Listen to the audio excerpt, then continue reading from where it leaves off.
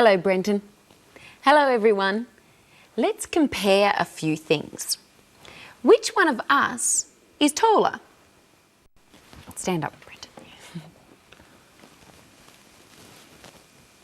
I'm taller than you. Yes, Brenton is taller than me. That makes me shorter than you. Well, that's true, but you have longer hair. Yes, my hair is much longer than yours. Now let's compare places to live. First, listen to what Anne calls her home. Do you live in a house? No, Steve. She lives in an igloo. Actually, no, we live in an apartment. Her family lives in an apartment. Michelle, what's an igloo? An igloo is a home made out of ice. People who live in very cold places, such as Alaska or Greenland, might build an igloo. But Anne lives in an apartment. What other words do we use for an apartment, Brenton? A flat. In Australia, an apartment is often called a flat. And what are they? A group of rooms on one floor of a building. So they're not very big. No, houses are bigger than flats. What's bigger than a house? A mansion. A mansion is bigger than a house. And what's bigger than a mansion? A palace. A palace is bigger than a mansion. That's as big as a home can get. A palace would be harder to clean than an apartment. And we know that Singapore is busier than Adelaide. Listen to Sarah compare Adelaide to Singapore. It's quieter. Some people like that. Quieter. If Adelaide is quieter than Singapore, Brenton, then what is Singapore compared to Adelaide? Singapore must be noisier than Adelaide. Now it's your turn to use some comparative adjectives. Here I have a pencil and a needle. Both of them are sharp, but which one is sharper? What do you think, Brenton? Ouch! The needle is sharper than the pencil. True. Now, here's another pencil. They're both long, but which pencil is longer? The red one or the blue one? You tell me. The red pencil is longer than the blue one. And we can also use the word short, the opposite of long. Which pencil is shorter? The blue pencil is shorter than the red one. Now, let's try some longer adjectives. Remember, for longer words, we use the word more in front of them. What about the word beautiful? Who is more beautiful? Brenton or me? That's right. I am more beautiful than Brenton. I'm not so sure about that. Well, tell me this.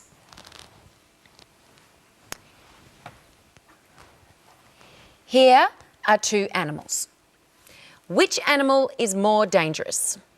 The lion or the mouse? The lion is more dangerous than the mouse. Which animal is more frightening? The mouse is more frightening than the lion. I don't think so. I think the lion is more frightening than the mouse. Not to me. What about this one? The snake is much more frightening than the mouse. I agree. Something that is frightening is something that makes you afraid. Michelle and I have a different opinion about what is frightening. Michelle thinks a mouse is frightening, but I don't. Listen to Sarah giving her opinion about travelling. Mark hates travelling. I love it. She said that Mark hates travelling. Hates is more intense than doesn't like. Mark doesn't like travelling. He really doesn't like it. Mark hates travelling. Sarah also said, I love it. Love is an exaggerated way of saying like. I like it. I really like it. I love it. You can say that you hate going to work or that you love watching football. Yes, it's a way of saying that you more than just don't like going to work and that you really like football. Actually, I hate football. I love it. Now you try saying whether you love something or hate it. Ice cream. I hate ice cream. I love ice cream. Travelling. I hate travelling. I love travelling. Rain. I hate rain. I love rain. Dogs. I hate dogs. I love dogs. So you can say I hate or I love something. And you can also say whether you would love to do something. Listen to Anne express her opinion about going to the zoo and then say it with her. I'd love to go to the zoo. Anne is talking about something she would like to do in the future. You can use this if someone invites you to do something. Brenton, would you like to have lunch with me? I'd love to have lunch with you. But you don't usually say, I'd hate to have lunch with you. You say, I wouldn't like to have lunch with you. Michelle, would you like to go to a football match? No, I wouldn't like to go to a football match. Now you try at home. Say whether you'd love to do something or whether you wouldn't like to. Have a holiday. I'd love to have a holiday.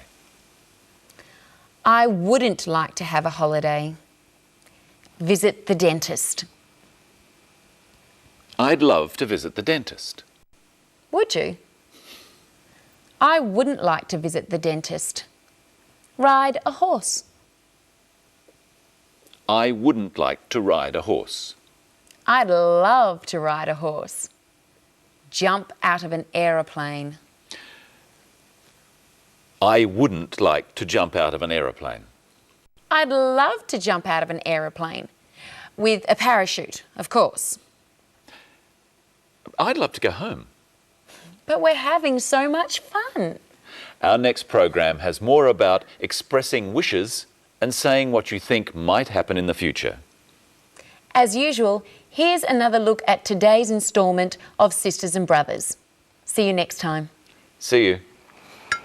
So, Anne, have you been to an Australian home before? No, never. It's a beautiful home, Sarah. So big. The rooms are much bigger than at home.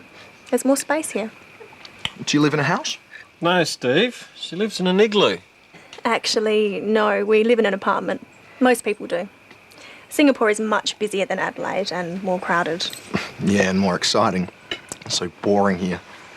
It's quieter. Some people like that. I don't think it's boring. Adelaide is a very beautiful city. It's a better place to live than anywhere else I've been. But you haven't been anywhere. Mark hates travelling. I love it. I just don't see the point of it. What about you, Steve? Do you like to travel? Yes. Yeah, I've been to Kuala Lumpur and to Bali. Bali's great. I've been to the zoo. You're lucky.